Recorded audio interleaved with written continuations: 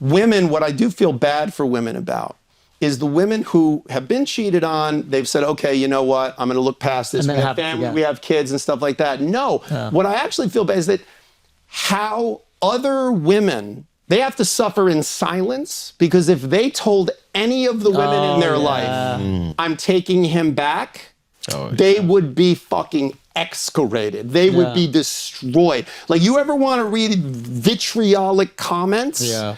Any woman like who takes back a man who cheated on her, like Beyonce got way more shit than Jay-Z. She had to put out a whole album. Because it had, she had to like beat him up somehow to have some redemption. And again, from other women.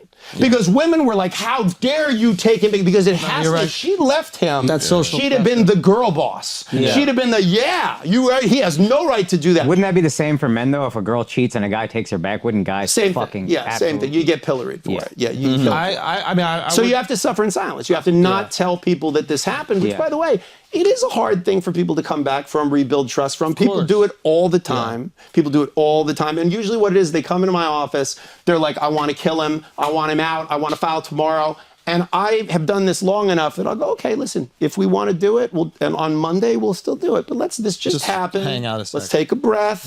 Let's get our ducks in order. Let's, and usually a couple days later, they'll call me and they'll say, you know what, we talked, and then we're going to go talk to someone. We're going to go to a counselor. And very often, I never hear from that person again. And I think that they figure out a way to navigate it. Do kids make a difference? Yeah.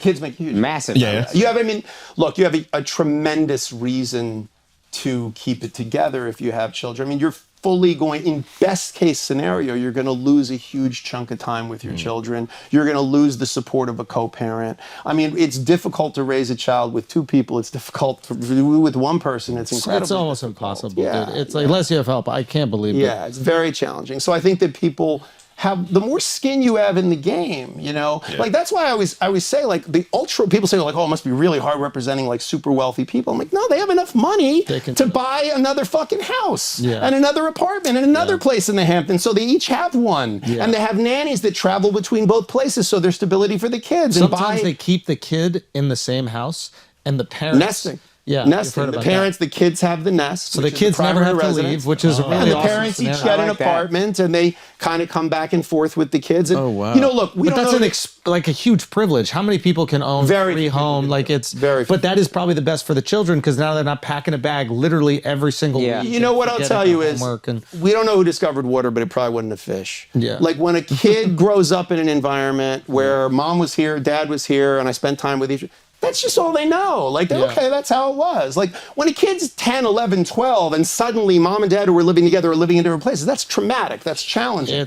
But if you're a 2-year-old, and now it's like, okay, dad lives here, mom lives here, and I spent... When you ask that person when they're in high school, like, what was your childhood like? They'll say, like, well, I don't know, like, it was, I lived with mom sometimes, dad sometimes. I spent time with both of them. It's also, if you grow up in, like, New York City, where, divorce is pretty popular, it's probably easier for you to do. But I agree with you, like, the kids can be absolutely destroyed if it happens when they're a little bit older, a little bit smarter and aware of what's going on. And I see a lot of divorce where the kids are kind of being used as like a leverage tool. That's really fucked up. Is there ever a time where you like step in, you go, why are we punishing the kids? I try to do that a lot. I mean, what I always say is that the person who cares less about the children has tactical advantage in a custody proceeding. Wow. In the same way that a bank robber has tactical advantage over the cops because they can shoot innocent bystanders.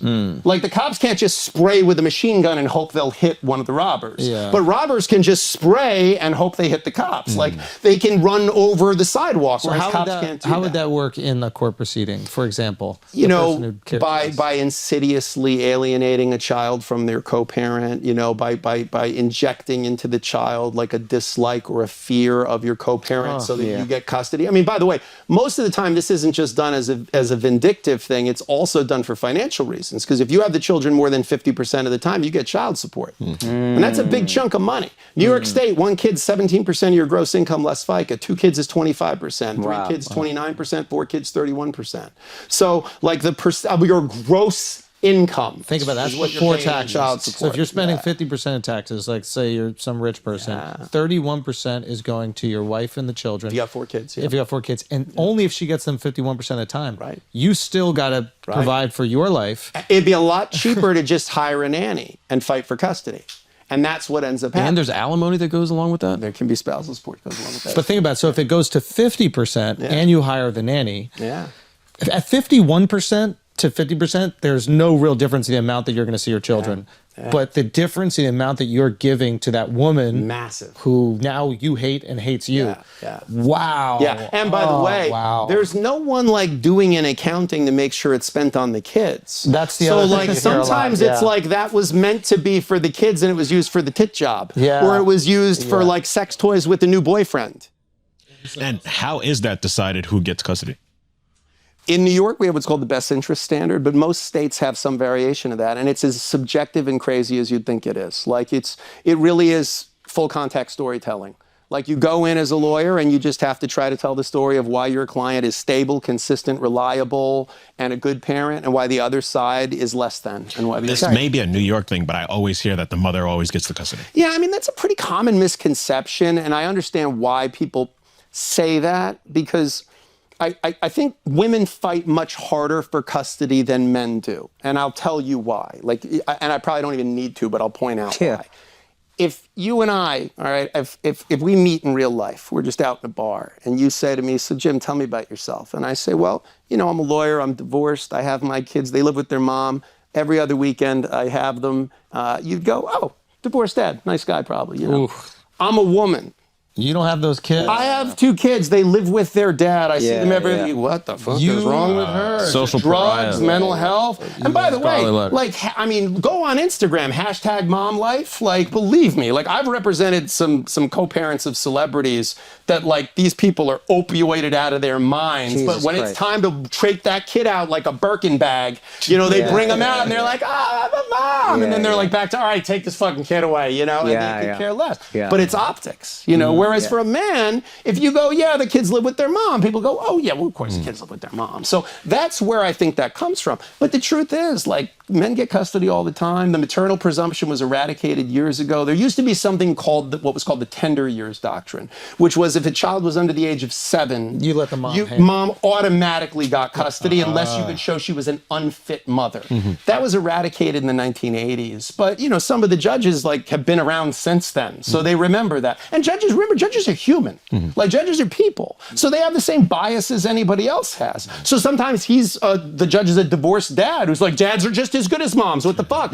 Sometimes they're a pissed off ex-wife of somebody and they're like, fuck that guy. Because they're taking out, you know, these are humans.